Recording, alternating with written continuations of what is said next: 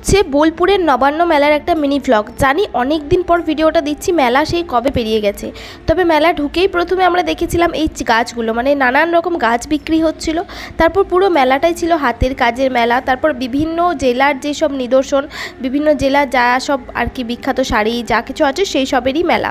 তো নবান্ন মেলা অনেকেই এসেছো, তোমরা জানো কি সুন্দর এই মেলাটা, দেখেই মানে মন ভরে যায়, একদম ছবির মতো লাগে মেলাটা দেখতে। তো যাই হোক, এখানে আমরা দেখতে পাচ্ছিলাম নানান রকম শাড়ি। এখানে নানান মানে জেলা থেকে এসছে আর কি, শাড়ি, কুর্তি, তারপর মালা, যা চাইবে সেটাই পাবে এখানে। তো সেগুলি একটু দেখছিলাম, প্রত্যেকটা জিনিসই দেখতে দারুণ ছিল। তো ভিডিওটা অনেক দিন আগের ভাবছিলাম যে আর শেয়ার করবো না, বাট এই সব জিনিসগুলো দেখে আমি ভাবলাম শেয়ার না করে আর পারলাম না। এই হচ্ছে পুরো মেলাটা, মানে এত সুন্দর ডেকোরেশন, পুরো মেলাটা কি বলবো, দেখেই ভালো লেগে যায়, এত কালারফুল হয়। আর এই যে ট্রেগুলো, এগুলোর দাম অনেক বেশি, বাট দেখতে এত সুন্দর লাগে কি বলবো, দারুণ জিনিসগুলো আর কি। তো যাই হোক, সব কিছু আমরা ঘুরে ঘুরে দেখছিলাম, ব্যাগস থেকে শুরু করে থালা, ড্রেস, তুমি যে যা চাইবে সেটাই পাবে। বোলপুরে যত মেলা হয় বেশিরভাগ সবই হাতের কাজের জিনিসপত্র। তো এখানেও সবই, বিশেষ করে সবই আর কি হাতের কাজের জিনিসপত্র। তো পাশে দেখতে পেলে একটা গান্ধীজি সেজেছিল, বেশ ভালোই লাগছিল দেখতে।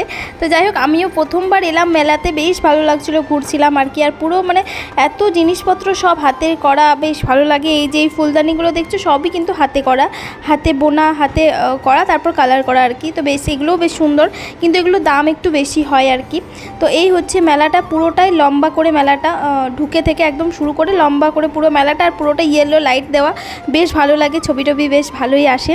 তো তারপর ঢুকেছিলাম এই মেলার অডিটোরিয়ামে, ভেতরে অনেক কিছু জিনিসপত্র রয়েছে, আর অডিটোরিয়ামটাও বেশ সুন্দর। তো ভ্লগটা আমি অনেক দিন পর দিচ্ছি, প্রায় 1 মাস পর দিচ্ছি আমি জানি, কিন্তু কিছু করার নেই, আমার নিজের দোষে আর কি লেট হয়ে গেল ভ্লগটা আপলোড করতে। তো এটা হচ্ছে অডিটোরিয়ামের ভেতরটা, কি দারুণ ডেকোরেশন করা দেখো। এখানে অনুষ্ঠান হয়, ছোটোখাটো সাংস্কৃতিক অনুষ্ঠান, নাচ টাচ হয়। তো সেটাই আমি ঘুরে ঘুরে দেখছিলাম। এই ভেতরটা তো আমার দারুণ লেগেছে। তারপর বাইরের দিকগুলো একটু ঘুরে ঘুরে দেখলাম। তারপর খাবারের দোকানও ছিল ওই সাইড থেকে, যেগুলো আর ক্যাপচার করা হয়নি, ছোট্ট করে তোমাদের সাথে মিনি ব্লগের মাধ্যমে শেয়ার করলাম।